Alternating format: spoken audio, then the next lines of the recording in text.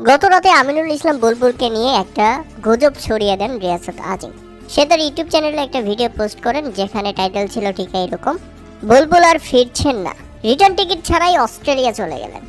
আর এই ভিডিওতে যখন আমরা ঢুকি তখন দেখা যায় রীতিমতো অস্থির অবস্থা। মানে পারছেন না আজকেই আমিনুল ইসলাম বুলবুলকে বিসিবি থেকে বের করে দিতে হবে, এমন একটা অবস্থা। এর আগে আমরা দেখেছি বিসিবির সাবেক সভাপতি ফারুক আহমেদকে এই রিয়াসাত আজিম কত কিছু ভাবে দুর্নীতির অভিযোগ তুলে বিসিবি থেকে পদত্যাগ করতে শেষ পর্যন্ত বাধ্য করেছেন। এরপর আমিনুল ইসলাম বুলবুল বিসিবি সভাপতি হলেন, নির্বাচনের মাধ্যমে তিনি আবারও জয়যুক্ত হলেন। আর এবার আমিনুল ইসলাম বুলবুলকেও বিসিবি থেকে তাড়ানোর জন্য একটা সাংবাদিক চক্র এর পেছনে লেগেছে, এটা এখন স্পষ্ট। গতরাতে সামাজিক যোগাযোগ মাধ্যম থেকে শুরু করে বড় বড় নিউজ চ্যানেলগুলো পর্যন্ত এই নিউজ করে ফেলে যে আমিনুল ইসলাম বুলবুল রিটার্ন টিকিট ছাড়াই অস্ট্রেলিয়া চলে গেলেন, তিনি আর ফিরবেন না। কারণ একটাই, বাংলাদেশ ক্রিকেটকে শেষ করে দিল।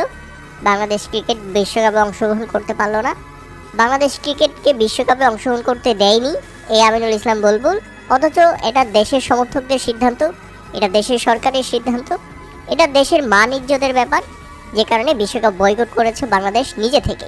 কিন্তু এমনভাবে খবর প্রচার করা হলো তাতে মনে হচ্ছে আমিনুল ইসলাম বুলবুল নিজেই বাংলাদেশকে বিশ্বকাপ খেলতে দেয়নি এবং বাংলাদেশ ক্রিকেটটাকে শেষ করে দিয়ে তিনি এখন পালাচ্ছেন। এই হচ্ছে আমাদের দেশের অবস্থা। অথচ আজ দেখা গেল মিরপুরে হাজির হলেন আমিনুল ইসলাম বুলবুল এবং তিনি বললেন, আমি কোথাও যাচ্ছি না, আমি আমার কাজ নিয়ে ব্যস্ত আছি, এগুলো দেখার আমার কোনো সময় নাই। এবং বিসিবিতে অফিস করছেন আমিনুল ইসলাম বুলবুল, এটা বাস্তব।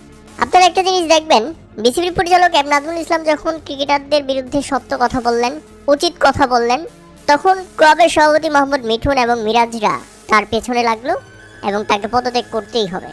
কিন্তু নিয়ম অনুযায়ী একজন পরিচালক নিজে ইচ্ছা করে পদত্যাগ না করলে তাকে বিসিবি থেকে সরাতে পারবে না বাংলাদেশ ক্রিকেট বোর্ডের কেউ। পরবর্তীতে তিনি আবার অর্থ কমিটির পদ ফিরে পেয়েছেন।